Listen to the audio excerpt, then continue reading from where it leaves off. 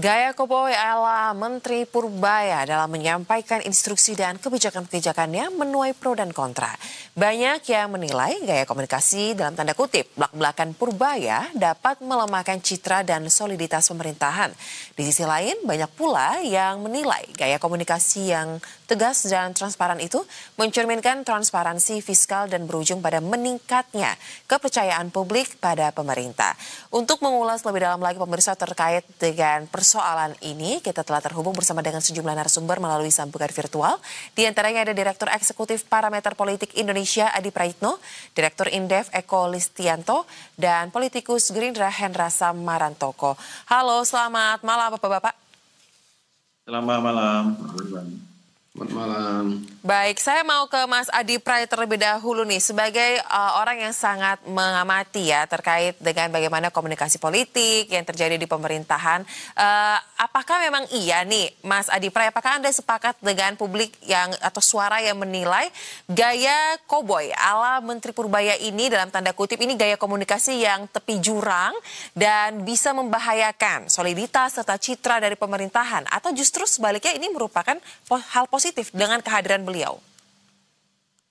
Saya kira gaya komunikasi politik yang dilakukan oleh Pak Purbaya menurut saya bagus ya. Ini semacam antitesa dari pejabat-pejabat publik yang belakangan mungkin terlampau normatif, terlampau jaim, dan dalam banyak hal gitu ya, cenderung hati-hati untuk memberikan keterangan-keterangan kepada publik. Jadi wajar kalau kemudian ketika Purbaya menyampaikan secara terbuka bagaimana gaya politiknya yang cukup vulgar, transparan, direct to the point, itu tentu mendapatkan perhatian yang cukup serius dari publik. Dan bahkan kalau mau jujur, per hari ini kan nyaris tidak ada menteri yang tidak se-rising star yang dimiliki oleh Pak Purbaya. Itu pertama ya. Yang kedua, kalau saya sih melihat apa yang menjadi gaya komunikasi politik Pak Purbaya ini kan beyond dari gaya politik koboi ya, karena di balik gaya komunikasi politik koboi inilah kemudian sesuatu yang selama ini tidak pernah diketahui oleh publik, tidak pernah terandus oleh publik secara perlahan kan sudah mulai kelihatan ya. Misalnya terkait dengan hutang WUS ya, dulu sebelum Pak Purbaya mengungkap terkait dengan tidak mungkin menggunakan APBN untuk membayar hutang terkait dengan kereta cepat itu kan publik tidak ada yang kemudian kembali bercerita tentang bagaimana terkait dengan WUS, tapi praktis setelah Purbaya bicara tentang beban APBN dari hutang WUS itu secara perlahan per hari ini kan diskusinya kemana-mana, soal kereta cepat, soal hutang dan seterusnya dan seterusnya. Begitupun yang terbaru ketika misalnya Pak Purbaya mengungkap terkait dengan sejumlah dana yang dimiliki oleh Pemda itu kan 234 triliun dari akumulasi begitu banyak Pemda, kan secara perlahan ternyata banyak sekali dana-dana yang dimiliki oleh daerah tapi tidak terserap, tidak terrealisasi. Inilah yang kemudian menurut saya sebenarnya apa yang bisa dilakukan oleh Pak Purbaya bukan hanya sebatas koboi ya, bukan hanya sebatas ceplas-ceplos, bukan hanya sebatas gaspol tanpa rem, tapi secara prinsip ini bisa mengungkap sesuatu yang selama ini berada di bawah permukaan, tidak terendus, dan secara perlahan sudah mulai menemukan titik terang, dan minimal publik itu engage dan mau tahu dengan apa yang sebenarnya terjadi.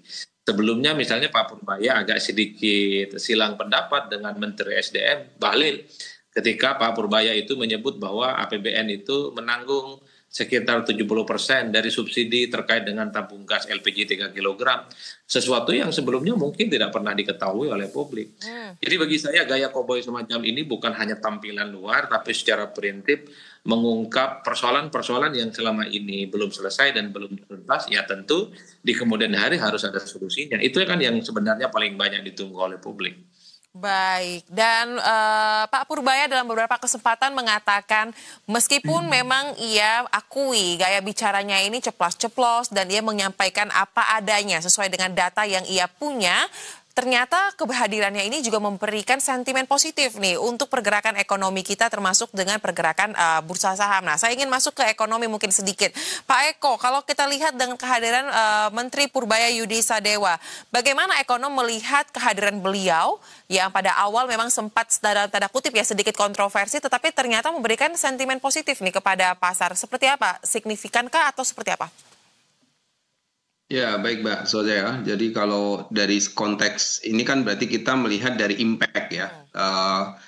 Sebenarnya kalau dalam ekonomi ya terlepas dari gaya apapun gitu ya, pada akhirnya respon dari para pelaku pasar, para pelaku ekonomi itu akan terlihat ya dari positioning mereka gitu. Dan nyatanya memang dalam indikator-indikator jangka pendek kita bisa melihat ya perubahan katakanlah tadi disebut IHSG ya relatif kemudian semenjak kita punya Menteri Keuangan yang baru ini memang arah trennya adalah positif gitu ya, relatif menghijau lah, udah tembus 8.000 begitu. Artinya dalam konteks gaya tadi ya, gaya komunikasi tadi itu ternyata lebih banyak yang merespon positif ya secara pasar jangka pendek begitu. Kenapa? Karena beberapa penjelasan dalam konteks ekonomi itu dinilai mungkin cukup logis begitu ya. Walaupun diawali dengan situasi bahwa seperti membongkar begitu ya bagaimana kelemahan-kelemahan titik lemah dari berbagai macam kinerja perekonomian gitu. Karena kan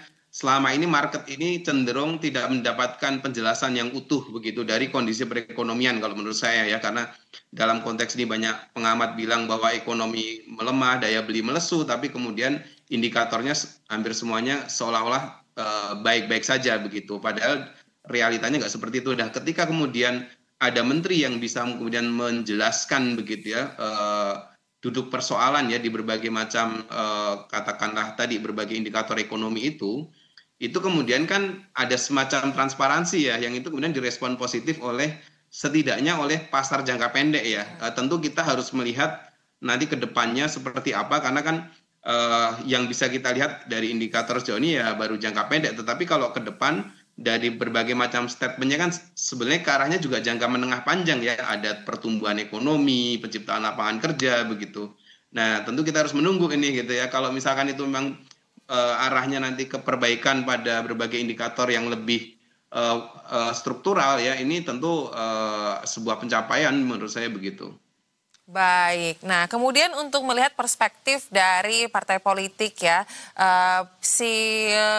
Pak Purbaya ini dalam beberapa kesempatan itu juga mengatakan nih Bapak-bapak, kalau misalnya gaya ceplas-ceplos, gaya dalam tanda kutip, gaya koboynya dalam berkomunikasi ini sebenarnya bukan karena ia ingin melakukan hal tersebut karena keinginan pribadi, tetapi ini juga merupakan arahan yang disampaikan oleh Presiden Prabowo Subianto.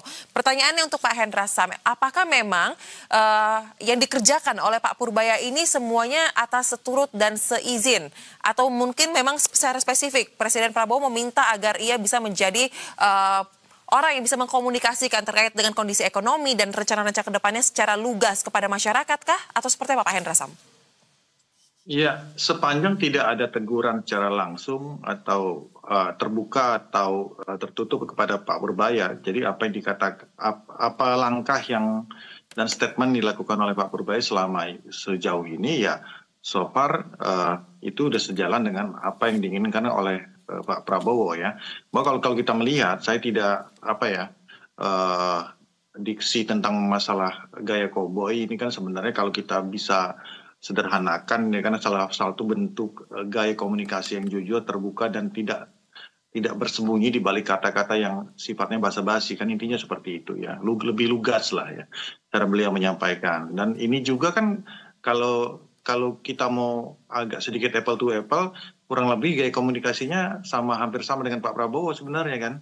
Seperti itu ya, yang lugas, ceplas-ceplos, apa adanya kan gitu. Nah, sepanjang memang itu masih di dalam core atau domain daripada tugas Pak Purbaya.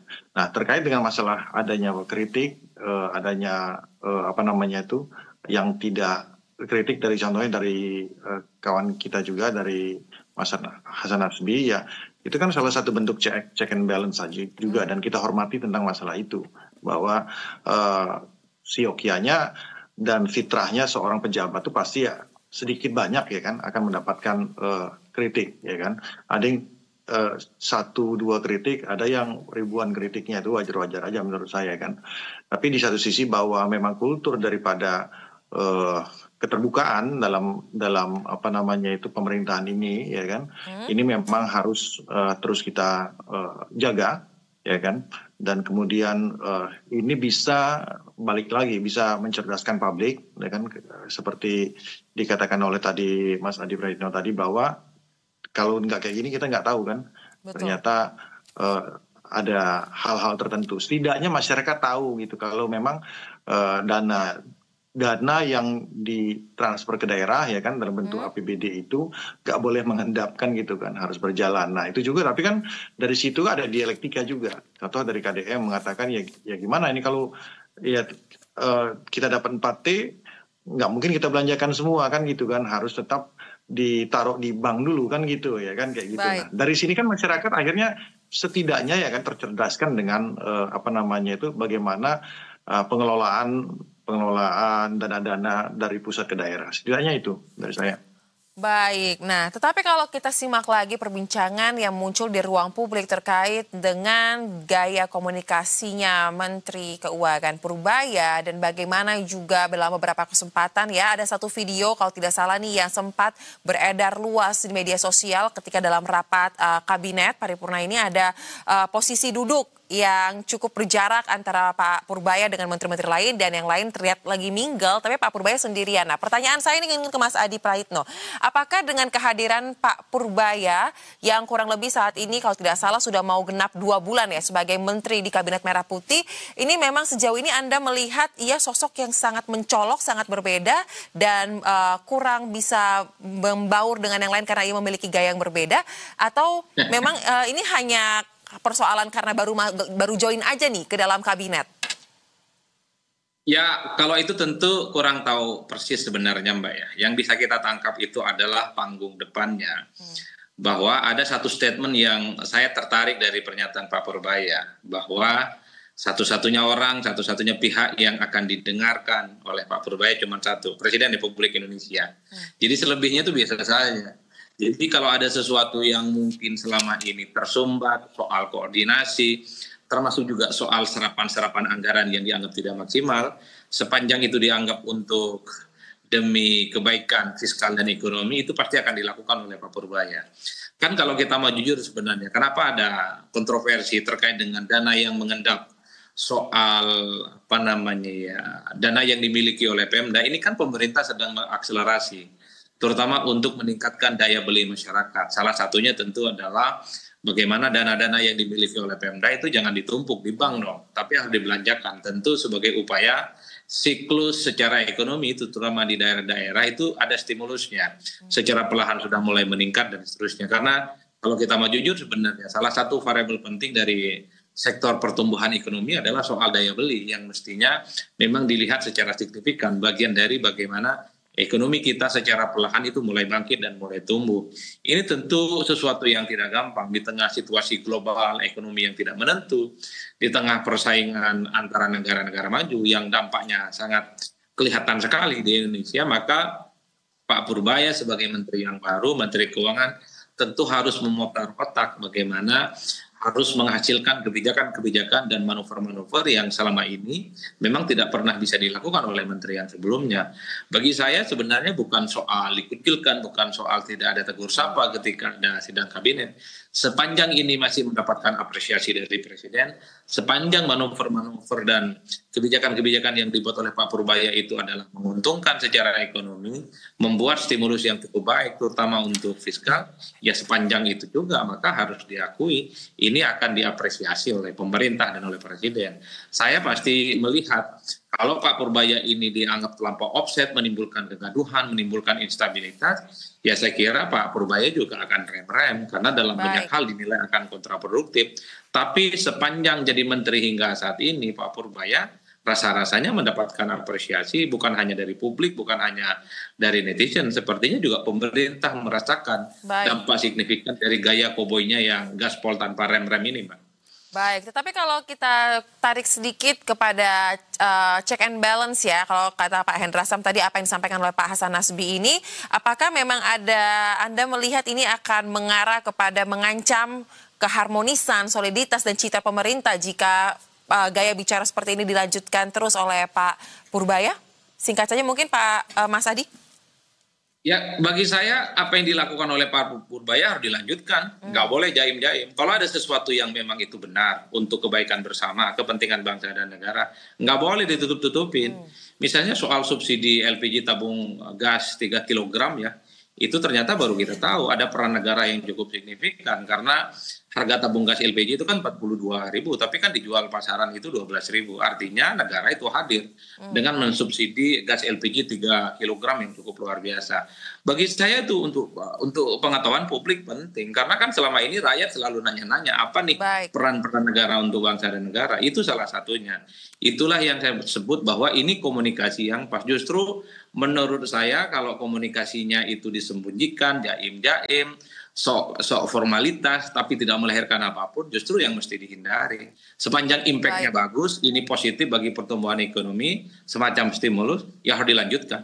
Betul, selama memberikan hasil positif memang lebih baik dilanjutkan ya. Nah sekarang kalau ditarik ke sisi ekonomi nih Pak Eko, ada kekhawatiran jika citra dari pemerintahan, soliditas dari kabinet ini akan terancam jika gaya komunikasi Pak Menteri Purbaya ini terus berlanjut.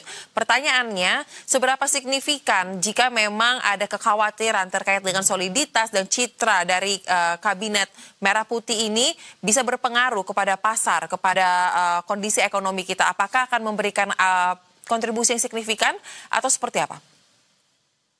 Ya, begini Mbak Soya ya. Jadi pasar itu hakim yang paling cepat Mbak Soya ya. Jadi kalau misalkan katakanlah dan target dari Pak Purbaya ini jelas gitu ya, berserta pemerintah lah begitu ya, ada pertumbuhan ekonomi yang harus ditingkatkan begitu ya, penciptaan lapangan kerja dan itu secara eksplisit juga disampaikan oleh beliau gitu ya bahwa mencapai 6% itu bisa dan seterusnya gitu bahkan sampai 8% begitu. Nah, tetapi ini kan sebetulnya dalam prakteknya walaupun beliau sangat percaya dengan bagaimana menggelontorkan uang ya, memutar likuiditas, menambah jumlah uang beredar itu gitu ya, memastikan uang beredar itu terus banyak begitu ya.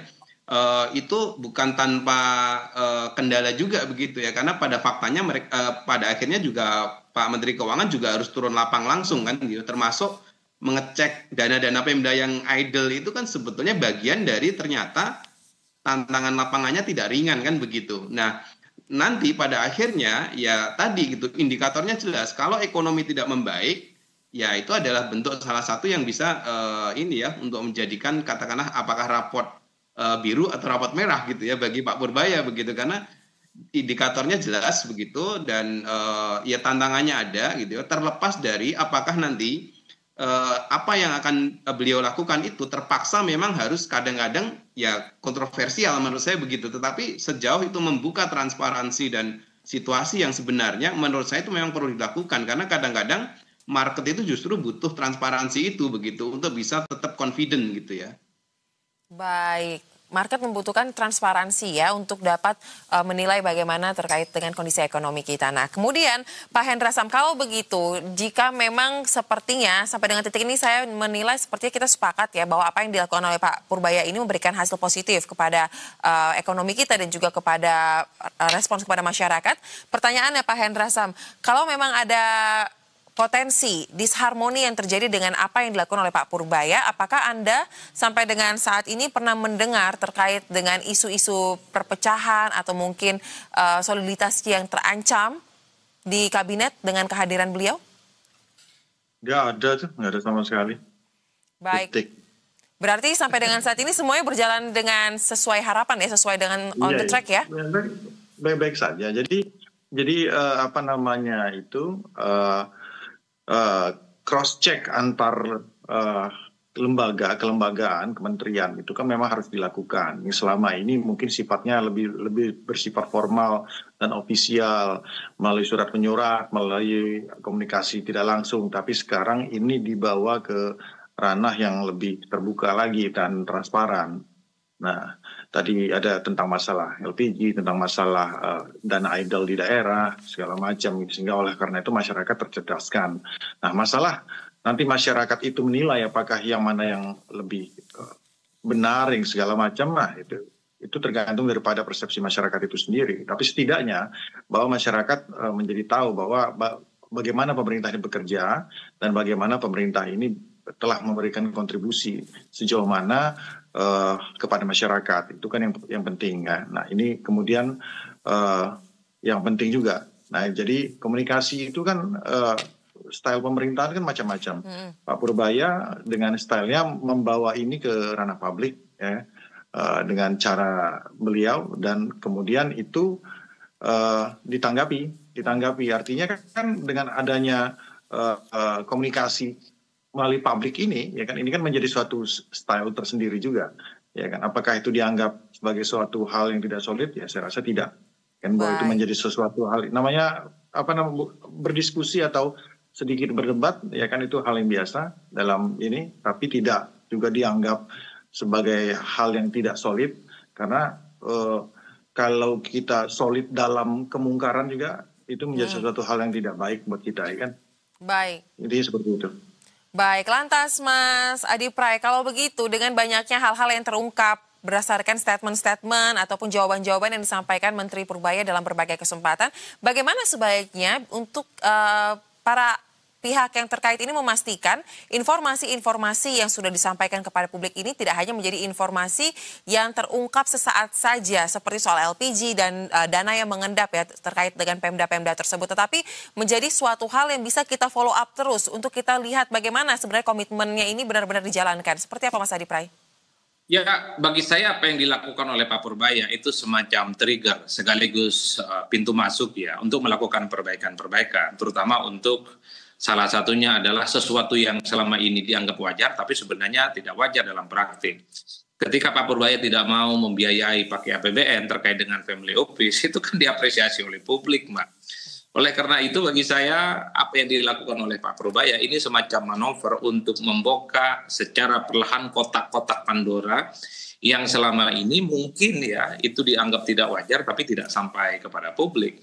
Oleh karena itu bagi saya secara prinsip jangan pernah takut dengan gaya komunikasi belak-belakan dan ala koboi Pak Purbaya. Sepanjang yang dilakukan oleh kementerian yang lain, oleh Pemda, ataupun pihak-pihak tertentu yang terkait dengan pemerintah, sepanjang itu dilakukan dengan baik sesuai dengan tupoksinya, ya mestinya tidak perlu gelisah, tidak perlu galau. Karena Pak Purbaya itu tidak mungkin akan menyampaikan sesuatu yang sebenarnya itu keadaannya sudah baik.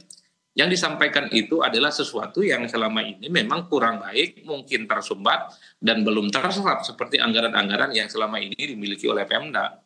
Oleh karena itu sepanjang kementerian, pihak-pihak lain yang mungkin tersenggol dari pernyataan-pernyataan Pak Purbaya, bagi saya secara prinsip sepanjang itu masih sesuai dengan prosedurnya, saya kira tidak perlu panik gitu ya, ataupun tidak perlu merasa risau dengan apa yang dilakukan oleh Pak Purbaya.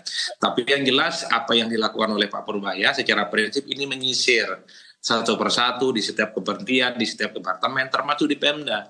Terkait dengan tata kelola ekonomi, perbaikan termasuk juga efisiensi, tujuannya adalah bagaimana siklus ekonomi termasuk juga ekosistem, termasuk bahkan soal inflasi itu bisa dikejar, karena apapun judulnya Pak Purbaya ingin membuktikan sebagai Menteri Keuangan yang menggantikan Sri Mulyani bisa bekerja sesuai dengan ekspektasi, dan yang paling penting memberikan harapan-harapan yang cukup signifikan terutama terkait dengan kebijakan dan kinerja-kinerja di bidang ekonomi. Bagi saya di situ saja sih sebenarnya Mbak Soya. Baik, kita apresiasi terkait dengan gaya komunikasi yang berani dan bertanggung jawab dari Menteri Keuangan Purbaya Yudisadewa, dan kita harapkan hal positif ini bisa terus berlanjut dan memberikan dampak signifikan kepada seluruh masyarakat Indonesia. Terima kasih untuk dialog dan analisa yang dibagikan seluruh narasumber. Salam sehat, selamat kembali beraktivitas. Ya, makasih.